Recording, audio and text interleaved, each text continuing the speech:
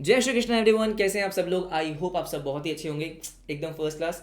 सो दोस्तों, वो टाइम आ चुका है कि जब सर हमको बस अब एक सब्जेक्ट उठाना है, उसको पढ़ना है, उसका पेपर देकर आना है और उस सब्जेक्ट को क्लोज कर देना है। ये सुनो, अब वो टाइम आ चुका है जब हमारे एग्जाम्स में बचे हैं सिर्फ 3 दिन। राइट, तो लास्ट के 3 दिन में आई थिंक मेजोरिटी बच्चे अब क्या करेंगे, सिर्फ अकाउंट्स पढ़ने वाले हैं, जो कि हमारा खुद का सब्जेक्ट है। तो अकाउंट्स पढ़ने वाले हैं, तो अकाउंट्स किस तरीके से पढ़नी है, लास्ट के 3 दिन की आपकी स्ट्रेटजी क्या होनी चाहिए, एंड मोस्ट इंपॉर्टेंटली कौन कौन सी गलतियां जो ऑलमोस्ट बहुत सारे बच्चे करते हैं वो हमको नहीं करनी है। हर अटेम्प्ट में कुछ बच्चे जो हैं वो लास्ट में जाके बहुत गलतियां करते हैं जो हमको अपने रिवीजन के टाइम पे नहीं करनी है। ठीक है, तो प्लीज़ ये वीडियो बहुत ही इंपॉर्टेंट है, छोटी वीडियो होगी लेकिन काफ़ी इंपॉर्टेंट पॉइंट्स मैं यहाँ पे कवर करने वाला हूँ। देखो, सबसे पहले तो ये सबसे पहला पॉइंट ये है कि आपकी कितनी प्रिपरेशन है ये आपको पता होना चाहिए कि मैंने कितने चैप्टर्स कवर कर लिए, मुझे कितने चैप्टर्स आते हैं वो आपको पता होना चाहिए। जैसे ये आपके सामने क्या है, हमारे इंस्टीट्यूट ने हमको दिया था वेटेज। ठीक है, ये एग्जैक्ट नहीं होता है, चेंजेस होते रहते हैं लेकिन मोर और लेस होता है। ठीक है, मतलब जैसे जैसे फॉर एग्जांपल हम बात करते हैं सर, आपका पहला फेज अकाउंटिंग प्रोसेस, जिसमें आपका journal, cash book, subsidiary book, rectification वो सब आता है।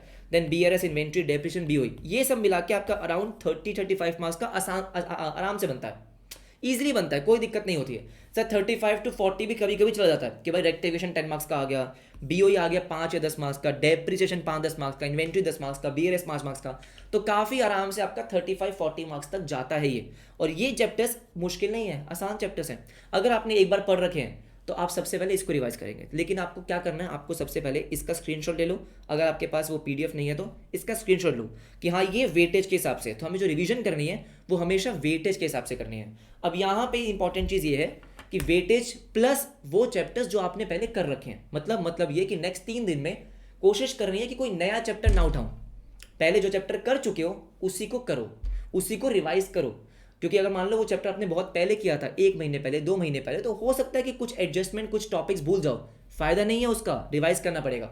राइट, तो आराम से देखो, सबसे पहले क्या करना है, अपनी प्रिपरेशन के लेवल को इवेल्युएट करना है। अगर आपको लगता है कि हाँ मेरा 80-85% या मान लो 75-80% भी अगर आपका अकाउंट्स का सिलेबस कवर हो गया है, देन परफेक्ट है बेटा, उसी को रिवाइज करना है।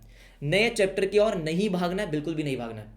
बात समझ रहे हो? क्योंकि बेकार में आप नए चैप्टर उठाओगे, उसमें आप लगाओगे 4-5 घंटे, बेकार में 4-5 घंटे जो है वो रिवीजन में जो बाकी चैप्टर्स आप रिवाइज कर सकते थे वो नहीं कर पाओगे। तो उस 75-80% को बहुत अच्छे से कर लो जिसमें आपके 70 क्रॉस हो जाए। You getting my point? पहली बात तो ये हो गई। दूसरी बात क्या है, इन 3 दिन में जो सबसे बड़ी गलती होगी वो होगी टाइम मैनेजमेंट की, कि 3 दिन यूं निकल जाएंगे और एंड में ये 19th की रात को या 20th की सुबह रियलाइज होगा कि ये चैप्टर तो रिवाइज ही नहीं किया, श्रेयस तो रह गया, पार्टनरशिप तो रह गई। Very important to have control over time, कि जो आपके नेक्स्ट 3 दिन में जो आपका टाइम होने वाला है वो बहुत इंपॉर्टेंट है। तो करना क्या, करना ये जैसे मैंने आपको बोला कि ये एक अपने रजिस्टर पे फटाफट से बना लो, हाँ जी, और आगे लिखो टाइम अलॉटेड, कि भाई मैं कितना टाइम अलॉट कर सकता हूँ या कितना टाइम अलॉट करने वाला हूँ। सिंपल सी बात है। जैसे फॉर एग्जांपल आपको सबसे पहले कौन सा टॉपिक कवर करना है जिसकी वेटेज ज़्यादा है, प्लस जो टॉपिक आपने पहले कर रखा है, ये दोनों चीज़ों को ध्यान रखेंगे।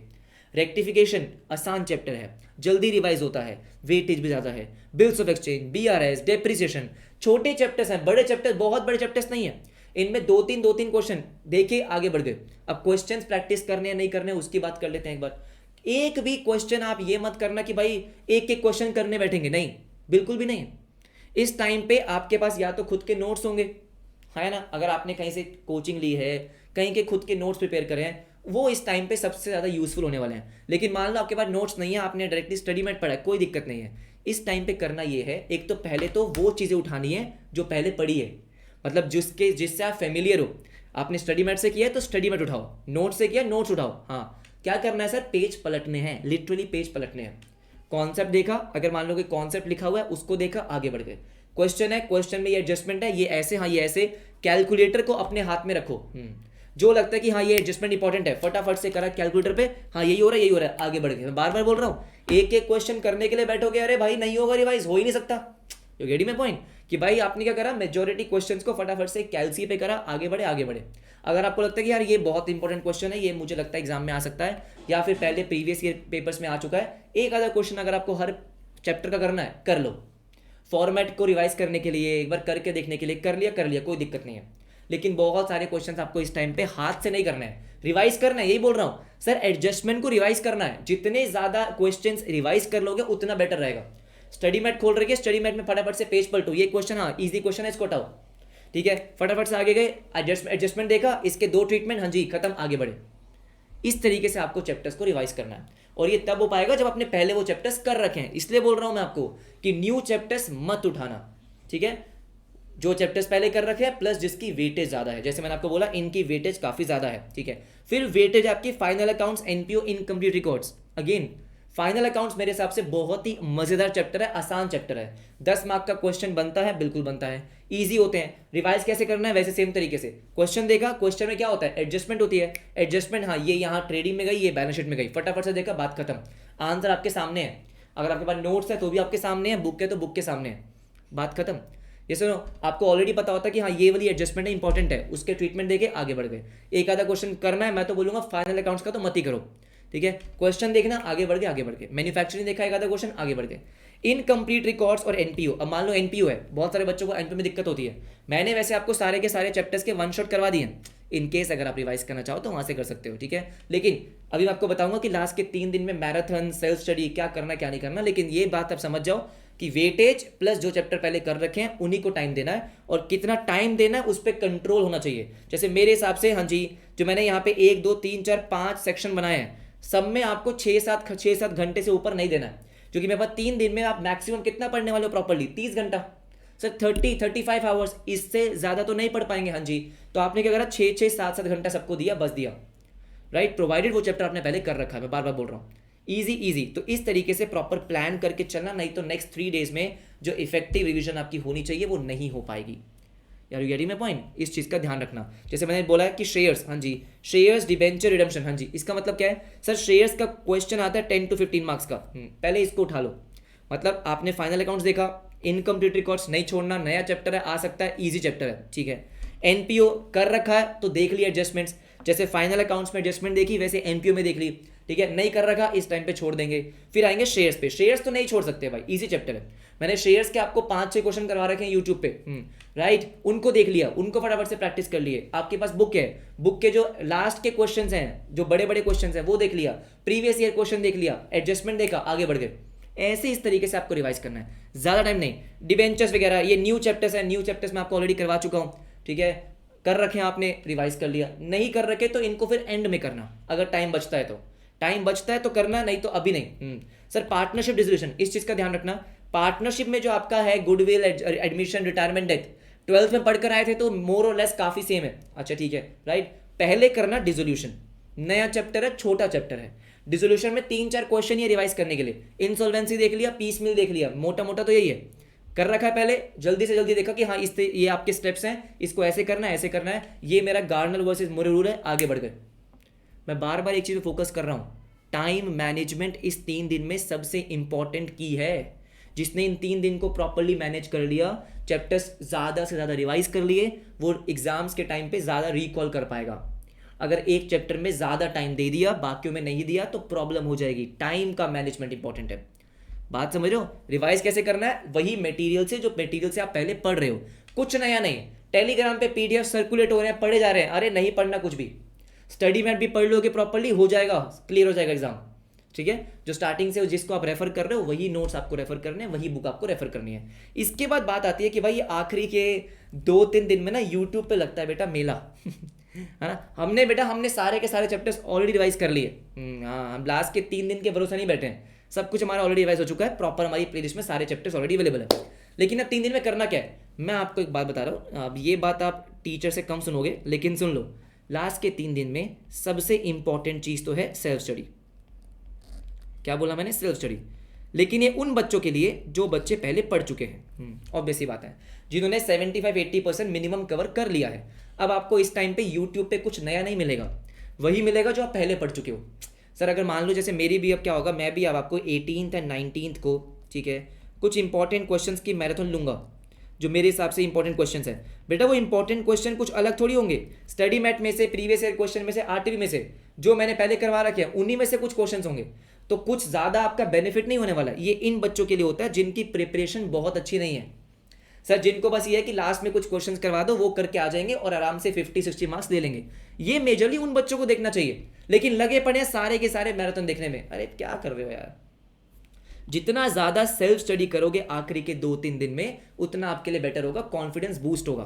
क्योंकि इसमें एक्चुअली में अगर वो बच्चा बैठेगा जो ऑलरेडी पढ़ चुका है, उसका तो टाइम वेस्ट है, कुछ नया नहीं होने वाला है। सर कुछ कॉम्प्लिकेटेड क्वेश्चन तो मैं करवाऊंगा भी नहीं, मैं वही क्वेश्चन कराऊंगा जो स्टडी मैट में क्वेश्चन है, प्रीवियस ईयर क्वेश्चन है वो। अगर आप ऐसे स्टूडेंट हो जिसका प्रिपरेशन 50-60% है, उसके लिए ये बहुत बेनिफिशियल होगा, उसको देखना चाहिए, ठीक है। लेकिन अगर आपका 85-80% ऑलरेडी सिलेबस कवर हो चुका है मिनिमम, हाँ, तो बेटा आप अपनी सेल्फ स्टडी पे फोकस करेंगे, ज़्यादा मैराथन के चक्कर में नहीं। मुझे पता है लास्ट के 3 दिन में क्या होता है, एक चैनल खोला, चल रहा है मैराथन, बैठ गए, क्वेश्चन चल रहा है, हाँ कर रहा है, हम भी कर रहे हैं, 4 घंटे लग गए, एक ही चैप्टर चल रहा है, 3 घंटे लग गए, एक ही चैप्टर चल रहा है, कैसे करेगा रिवाइज? हो ही नहीं पाएगा। इससे बढ़िया भाई 3 घंटे में 2 चैप्टर हमारे फटाफट से रिवाइज होते हैं। आप बात समझ रहे हो? ये सुनो, तो फोकस मेन हमारा सेल्फ स्टडी पे हो रहा, बिल्कुल सही, ठीक है, राइट। जिनकी उतनी अच्छी प्रिपरेशन नहीं है अकाउंट्स की, पहले नहीं पढ़ाई करी है, वो देख सकते हैं, हाँ वो देख सकते हैं। अरे गेटिंग माय पॉइंट? तो सिंपल सी बात है सर, अकाउंट्स के लास्ट के 3 दिन में रिवाइज करना कोई बहुत मुश्किल नहीं है, बस थोड़ा स्ट्रैटेजी, थोड़ा प्लानिंग होना बहुत ज़रूरी है, राइट। न्यू चैप्टर्स पे फोकस कम करना है, हाँ जी कम करना है। आई वुड सजेस्ट, नहीं करा है तो मतलब न्यू चैप्टर्स मतलब जो आपने नहीं करे हैं चैप्टर्स, राइट। अगर आपने नहीं करे हैं चैप्टर्स तो अभी उस पर ध्यान मत दो, जो चैप्टर्स कर लिए हैं उन पे ज़्यादा फोकस करेंगे। यस, क्लियर हो गई ये बात, हाँ या ना? ठीक है, कि लास्ट के 3 दिन में क्या करना है। बाकी तो मैं हुई, मैंने आपको थ्योरी का PDF भी दे दिया, आप थ्योरी जो है वो वहाँ से पढ़ सकते हो, ठीक है। बाकी सारे चैप्टर्स मैं आपको करवा चुका हूँ, जैसे मैंने आपको कहा था कि मैं आपको सारे चैप्टर रिवाइज करवाऊंगा, तो वो मैं आपको करवा चुका हूँ। बाकी तो बस ठीक है, आराम से करो लास्ट के 3 दिन में जो भी आपके पास टाइम बचा हुआ है। पेपर मुश्किल नहीं आएगा, पहले मैं आपको बता दूँ। जिन बच्चों को लगता है कि सर क्वेश्चन पता नहीं कहाँ से आएगा, कुछ नहीं आएगा, कोई नए क्वेश्चंस आपको देखने को नहीं मिलेंगे। जो न्यू चैप्टर्स ऐड हुए हैं, डिसोल्यूशन की बात कर लेते हैं, बोनस इशू, रिडेम्पशन, इन चैप्टर्स को अगर आपने पहले पढ़ लिया तो इनको छोड़ के मत जाना, क्योंकि ऑब्वियसली बात है न्यू चैप्टर से आने के चांसेस ज़्यादा है। डिसोल्यूशन अगर आपने नहीं करा है तो आई वुड सजेस्ट कि डिसोल्यूशन कोशिश करना कि कर लो सारे बच्चे। डिसोल्यूशन का 10 मार्क का क्वेश्चन मैं एक्सपेक्ट कर रहा हूँ, तो उसको कर लेना। Bonus issue, right issue, easy chapter है, कर लेना उसको, ज़्यादा टाइम लगेगा नहीं। लेकिन ये कब पे, अगर आपने पहले नहीं करा है तो एंड के लिए छोड़ना इसको, अभी नहीं करना, स्टार्टिंग में नहीं करना, क्योंकि नया चैप्टर स्टार्टिंग में करने का मतलब ये है टाइम कंज्यूम करना, वो नहीं करना है हमको, राइट एवरीबडी? Okay fantastic. बाकी अगर आपको कोई डाउट होगा तो मुझे ज़रूर बताना, ठीक है। आई थिंक और कुछ तो नहीं है। इको की बात करेंगे बाद में, अभी पहले अकाउंट्स पे फोकस करो। यस, ये जो मैंने आपके सामने एक टेम्पलेट दिया है, इसको ज़रूर से फॉलो करना कि हाई वेटेज चैप्टर्स हाँ जितने हैं इतना टाइम में अलॉट कर रहा हूँ। अगर आपने टाइम को प्रॉपरली मैनेज कर लिया तो मुझे लगता है कि और कोई दिक्कत की बात होगी नहीं, है ना। दोस्तों से बात कम करना, जितना सोशल मीडिया कम यूज़ कर सकते हो उतना कम यूज़ करना। दोस्तों का फ़ोन आ रहा है नहीं उठाना, ना तो किसी से क्वेश्चन पूछना, ना ही किसी को बताना, ठीक है। इस टाइम पे क्या होगा, इस टाइम पे मान लो अगर आपने कुछ टॉपिक नहीं करा है, आपके दोस्त ने उससे क्वेश्चन पूछा, आप उसी को करने में लग जाओगे। नहीं करा है कोई बात नहीं, मेरा फोकस किसी और चीज़ पे है भाई, नहीं करा कोई बात नहीं, इसको छोड़ के जा रहा हूँ, मैं मान के चल रहा हूँ कि पेपर में नहीं आएगा, राइट। तो दोस्तों से दूर रहेंगे, सोशल मीडिया से दूर रहेंगे, ज़्यादा यूट्यूब भी यूज़ नहीं करेंगे, जितना हो सके सेल्फ स्टडी पे फोकस करेंगे।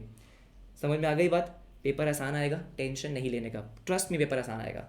जो आप प्रैक्टिस कर रहे हो, जो आप रिवाइज कर रहे हो, उसी में से आपको क्वेश्चन देखने को मिलेंगे, तो ज़्यादा स्ट्रेस नहीं, ज़्यादा टेंशन नहीं। अच्छे से रिवाइज करो, खाना ढंग से खाना है, प्रॉपर नींद लेनी है। आपको लग रहा है कि मैं सोऊंगा कम, रातों रात पढ़ के जाऊँगा, बेकार में कॉन्सेंट्रेशन लेवल कम होगा, फोकस नहीं होगा, नींद आएगी उस टाइम पे। तो कम से कम 5-6 घंटे सो जाना प्रॉपर्ली, ज़्यादा भी नहीं, 5-6 घंटे। बाहर का खाना कम खाना, तो ये छोटी छोटी चीज़ें जो मैटर करती हैं, है ना, ठीक है। बाकी हाँ, अच्छे से करेंगे, मिलते हैं आपसे नेक्स्ट क्लास में। अपना ध्यान रखो, बाय बाय, टेक केयर।